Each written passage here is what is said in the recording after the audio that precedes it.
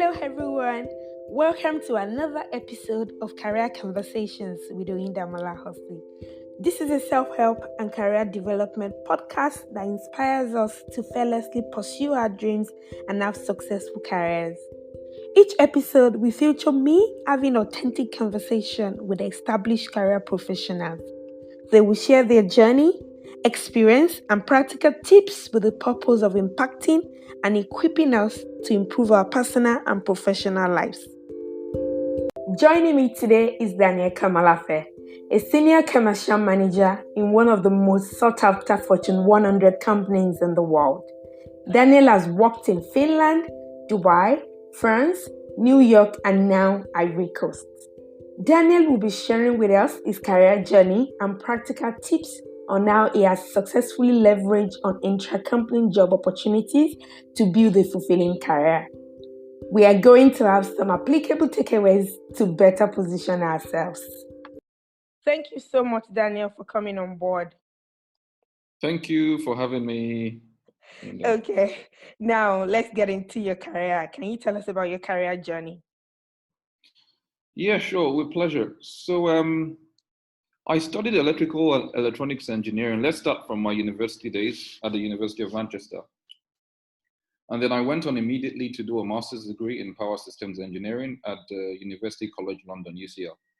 So typically as an international student, my plan was to stay in the UK for a couple of years and get some experience before moving back to Nigeria. Unfortunately enough, I was able to get a job that would sponsor my visa because I needed to be sponsored. But long story short, one thing led to another. My visa was refused, and somehow I found myself in Nigeria. And I contacted the company. They told me, okay, fine, they can give me a month or so to, sort my visa out. But I couldn't sort out the visa within that 1 month time. So unfortunately, I lost the job. So this is me in Nigeria, no job. And I decided to do the next best thing, which was to enroll for NYC. So I did my NYC as a drilling engineer in a company called Schlumberger. And after NYC, I knew that I really wanted to work in the power sector because that was very clear in my mind. So I left the company. They offered me some kind of contract where I didn't want to stay in the oil and gas industry. So I decided to, remain unemployed. I was unemployed for about few months, 3-4 months, doing something what I called a focused job search. So I was only looking for jobs in line with my interest. Okay. So after about 3 months, I was fortunate to get a job as a sales engineer in a Swiss company called ABB. This was my first job post NYC. And my time at ABB was amazing. I got to travel a lot within Nigeria. I mean, I went around the entire country, usually on road trips, from cement plants to power plants, refineries, manufacturing plants, basically providing engineering services for these companies. I also did a number of international trips in North Africa and in Northern Europe. I actually spent 3 months working in Finland. That was something quite interesting, So most of the weekends, I usually go to all the Scandinavian countries to visit and stuff like that. So I was happy at ABB, but I always had a burning desire to work for GE. So GE was the company I've always wanted to work for. I mean, I know it sounds a bit cliche, but No, that was the case. So I kept applying. To GE, and after about 3 or 4 unsuccessful attempts, when the right opportunity came and the stars aligned, I was finally accepted into what was called the Commercial Leadership Program. And I've been at GE from 2013 till now. So that's basically the summary of how I've gotten where I am today. Interesting summary. I would have wanted to ask you that when you said you conducted a focused job search, can you tell me in 2 minutes, what did you do? Yeah, so basically, most graduates just say they're looking for a job, any job, right? But for me, I think that's it's so sad to hear that because I think everyone should have some kind of passion or desire of what your future should be or what you want for your life. And I just focused on applying for jobs in engineering, in the power sector, and I made myself attractive to the kind of profile they wanted. And I just kept going and going and going, learning from the interviews, getting feedback. And, if you push hard enough and you're lucky, you pray, you have some grace, I believe you would get what you want if you push hard enough. But it's sometimes a bit more difficult to do a focused job search than just taking any job, because sometimes it takes a bit longer to get what you want. But I think at the end of the day, it's worth it than just picking any job that becomes available. My personal advice, no, my own idea. No, and I agree with you. And of course, your result can show for it. So it's spot on. Thank you so much. So you've worked for your current company in Dubai, New York, France, and now you are in Ivory Coast. Was it something you wanted and actively worked towards, or strings of opportunity came? So it's a bit of both. So on the CLP, the Commercial Leadership Program itself that I got into, this was 7 years ago, it was somewhat of a structured program. The entire idea was to develop leaders that would lead GE's business in Africa. And then they were trying to build certain competencies. And at that time, those competencies were not based in the region, in Africa. So I had to move to several countries to gain that experience and ultimately come back to Nigeria. So it was a program, and I knew in advance that I had to work in Dubai for 6 months, in the New York for 6 months, and then 1 year in France, and come back. But the move to Ivory Coast is somewhat different. Okay, that one is a bit more strategic. So that one. So basically, what happened was, I've been in Nigeria for some time. I cover sub-Saharan Africa, but my effectiveness in the Francophone market wasn't so much because I couldn't really express myself in French. I wasn't very familiar with the French Francophone customers in the market. So I went to my company and I said, listen, guys, I know you want me to be effective on my job. I have a passion for learning French. I have the foundation in French because I lived 1 year in France. I would like to, since I covered sub-Saharan Africa, I mean, what would it take for me to be based in another country in sub-Saharan Africa? And by doing that, I get to learn French, I get to know the customers in the region, and be ultimately more effective on my job. So it was a win-win situation, win for me because that's what I wanted, a win for the company. And I think they said, okay, well, it makes sense. Go ahead, let's do it. Let's make it happen. So that's how I found myself in Ivory Coast. Lovely. Okay, so I know that some of my listeners, they also work in organizations like yours that, the opportunity is there for intra-company job opportunity. But some people, they just don't know how to position themselves, how to be seen. So what are the skills that you think, they need to exhibit for them to be visible, for them to say, oh, okay, I see some value in, Daniel, I see some value in, Dimeji. What are the skills you think that they should exhibit for them to be seen as valuable to their organization, to be open to this kind of opportunity you have? So for me, I would say, as an employer, there are a few things employers look out for. In my mind, there's something I call a PIE model, P-I-E, P-I-E. So P is for performance, I is for image, and E is for exposure. Performance basically means you deliver on your job. That's the basic. If you don't deliver on your job, you shouldn't expect anything from the company. Okay, that's the minimum. So people deliver and they think because they do their job, they automatically should get a reward. No, that's just the minimum, right?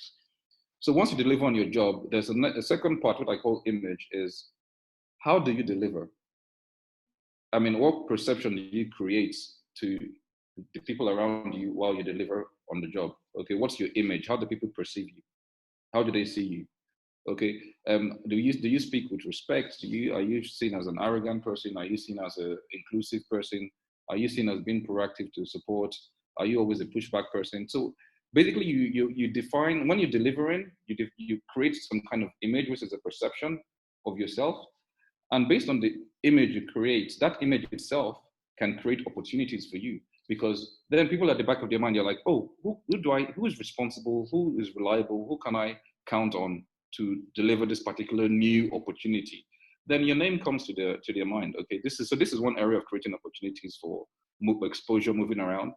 And another one is sometimes you need to raise your hand and say, hey, I volunteer this. I will take this additional responsibility for this additional workload. Sometimes that's no extra pay, right?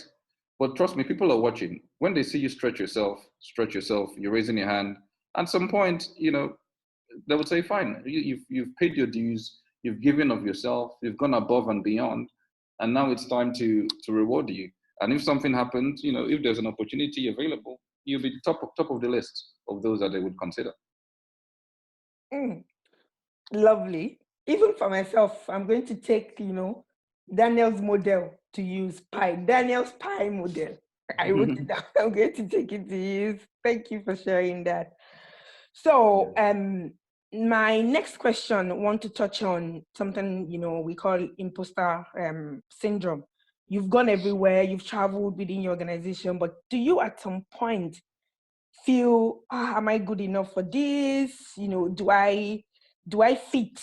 Do you sometimes have this self-doubt? And if you do, how do you deal with it? I heard that men don't have it, but I don't know. I want to hear from you. Oh, sorry. So good question. Imposter syndrome.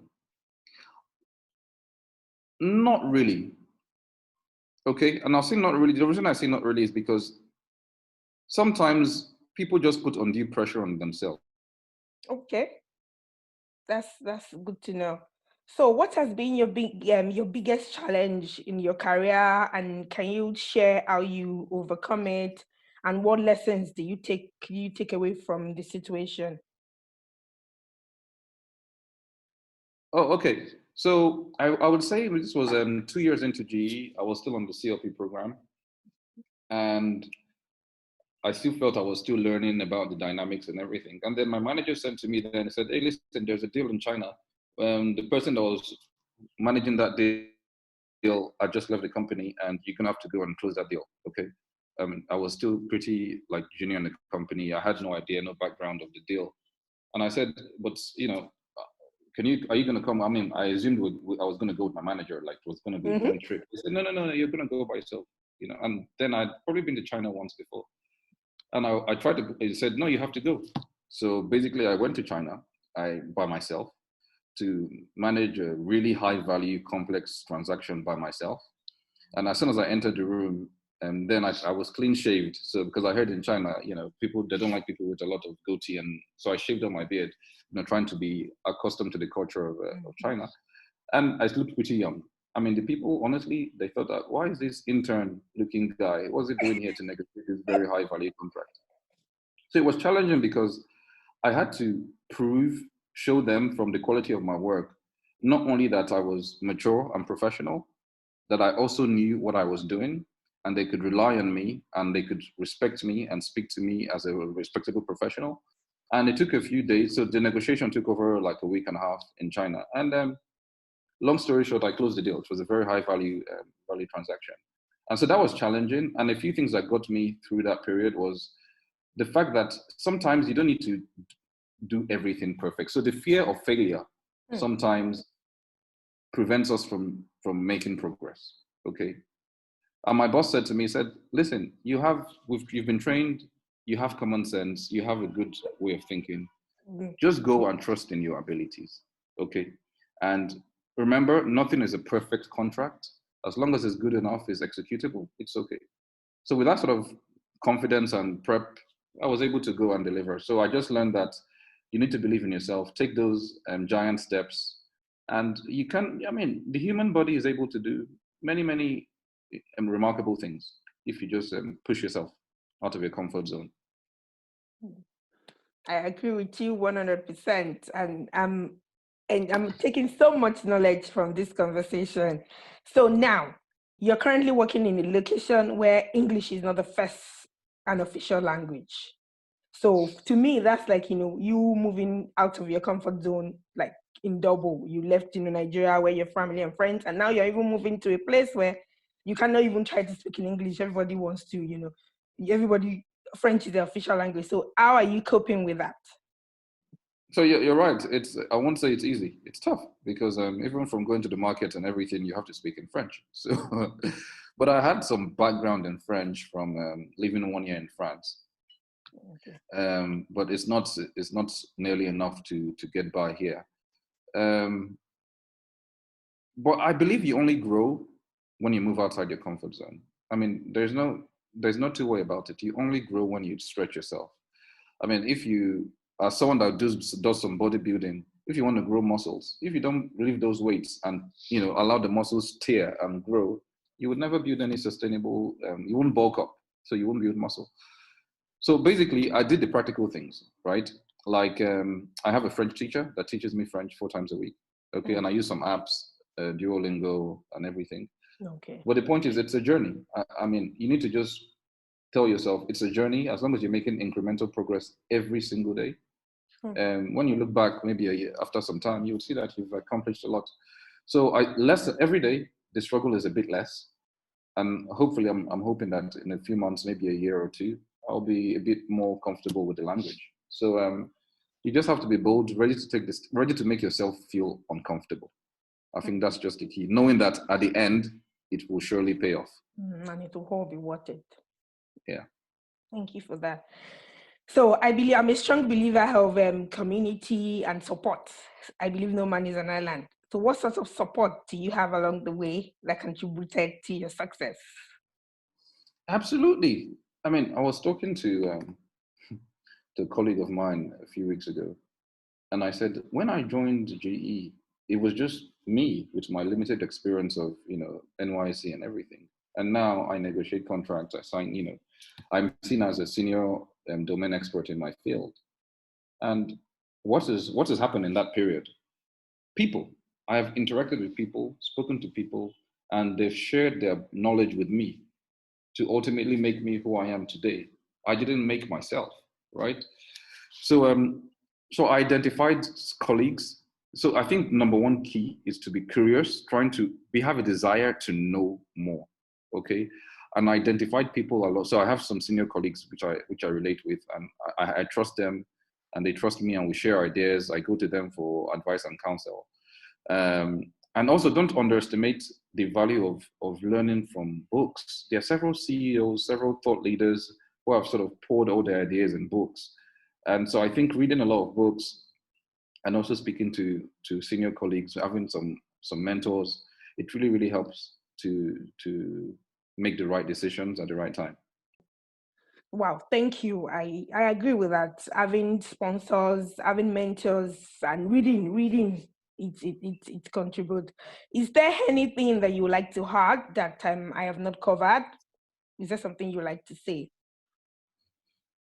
So since this is a career type podcast, Yes. I would just like the listeners to know that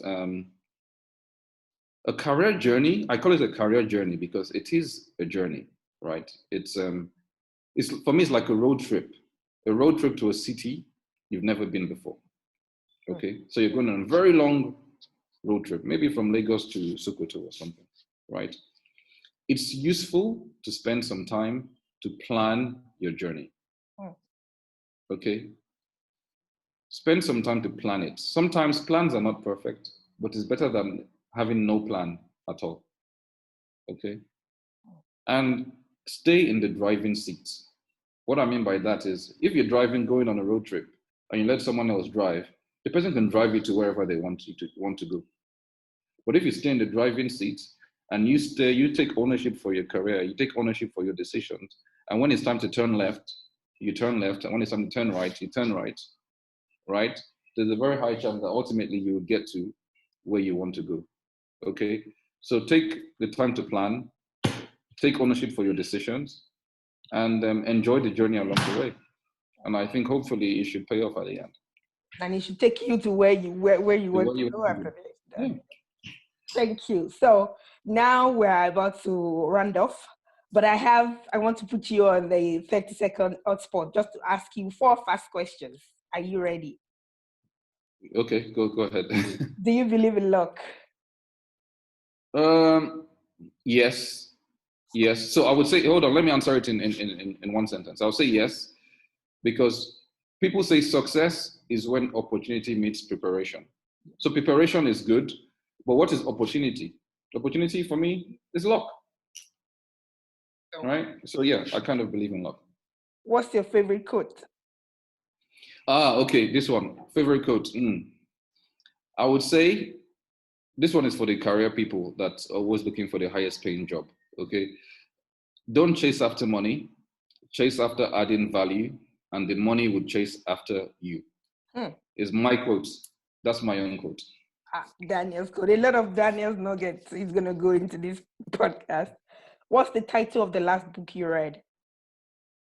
Oh yeah, I just finished one called The Act of Marriage by Tim LaHaye.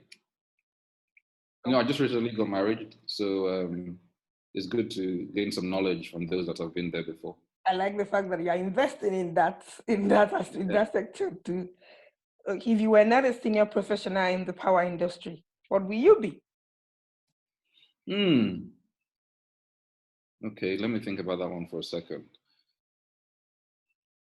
I think I would be some kind of entrepreneur, commercializing the use of breakthrough technology.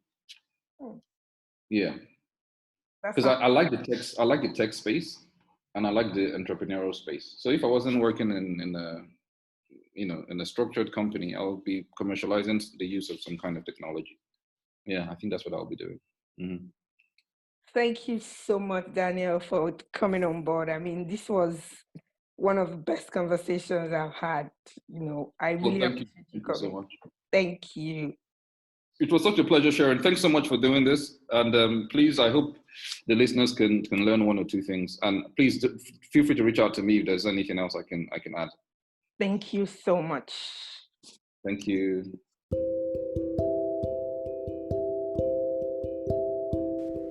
Thank you so much for sticking till the end. I appreciate the time you have decided to spend with me.